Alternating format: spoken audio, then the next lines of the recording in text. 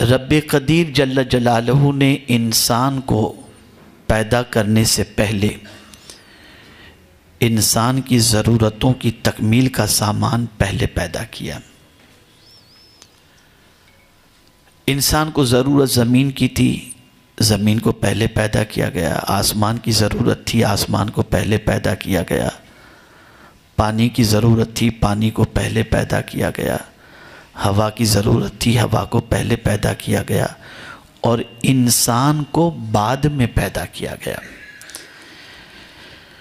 جس طریقے سے بچہ بعد میں پیدا ہوتا ہے، ماں کے سینے میں دودھ اللہ پہلے پیدا کر دیتا ہے،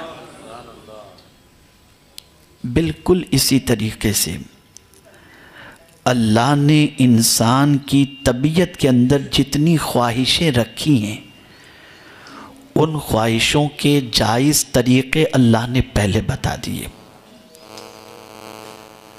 کوئی ایسی جائز خواہش نہیں ہے جس کی تکمیل کا پروردگار جل جلالہ نے کوئی قانون عطا نہ کیا ہو۔ ہر جائز خواہش کیسے پوری کی جائے، اس کا دستور پروردگار نے عطا فرمایا ہے۔ مثال کے طور پر ایک انسان کو بھوک لگتی ہے، یہ بھوک لگنے کی عادت اور یہ بھوک کی خواہش اللہ نے انسان کی طبیعت کے اندر پیدا فرمائی، تو اب اسے کھانا ضرور ہے کہ اس لیے کھانے کی خواہش اللہ نے اس کی طبیعت میں رکھی ہے، تو فرما دیا ہر چیز مت کھانا، کلوا من الطیبات، پاکیزہ چیزوں میں سے کھاؤ۔ پیاس یہ بھی اللہ نے انسان کی فطرت میں رکھی ہے۔ اب پیاس لگے تو سب کچھ نہ پی لو جو سمجھ میں آئے، پروردگار نے جو تمہارے لیے حلال کیا ہے اسی کو پی کر اپنی پیاس کو بجھاؤ۔ بسا اوقات ہمارے مسلمان ساتھی یہ کہتے ہیں، مولانا یہ سب پرانی باتیں 1400 سال کی، آج آپ بتا رہے ہیں دنیا بہت ترقی کر گئی، کوئی نئی چیز بتائیں، کوئی نئی بات بتائیں۔ تو میں آپ سے صرف اتنا کہوں گا، نادانو یہ بتاؤ، حضرت آدم سے لے کر آج تک بہت سارے ڈرنکس نکلے ہیں، کولڈ ڈرنک، پیپسی، کولا، 7 اپ، سب کچھ نکلا ہے، لیکن آج بھی اگر پیاس بجھانی ہوتی ہے تو پانی ہی سے پیاس بجھتی ہے۔ اس کے لیے انسان 1000 7 اپ پی لے، اس کی پیاس نہیں بجھے گی۔ تو آپ یہ کیوں نہیں کہتے کہ پانی کا کوئی آلٹرنیٹ لے کر کے آئیں؟ نہیں، پانی کا کوئی آلٹرنیٹ نہیں ہوتا۔ ایسے ہی انسانی زندگی کے لیے قانون خدا اور قانون رسول کے علاوہ زندگی گزارنے کا کوئی دستور ہوا ہی نہیں کرتا۔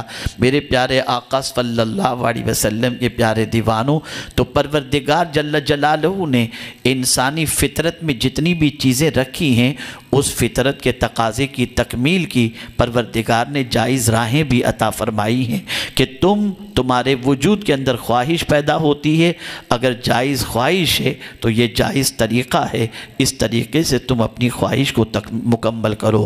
ایک انسان کے گھر بچے کی ولادت ہوتی ہے، اسے خوشی منانے کا خیال ہے، میرے گھر اللہ نے ایک بچہ عطا کیا، میں اسے خوشی کیسے مناؤں، اس خوشی کا اظہار کیسے کروں؟ تو پیغمبر رحمت صلی اللہ علیہ وسلم نے عقیقے کو اپنی سنت قرار دے کر اس طرح سے خوشی منانے کا پیغام عطا فرمایا اور طریقہ عطا فرمایا۔ شادی انسان کی زندگی کے اندر بہت اہم موقع ہوتا ہے۔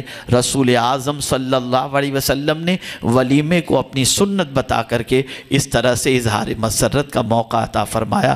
عید کا دن بھی ہمارے لیے خوشی کا ہے، اس دن روزے کو حرام کر کے خوشی منانے کا طریقہ ہمیں عطا فرمایا۔ ہر خواہش کی تکمیل کے لیے رب قدیر نے جائز راہیں عطا فرمائی، رب قدیر جل جلالہ نے جائز طریقے عطا فرمائے۔ اب آئیے میں آپ کو بتاؤں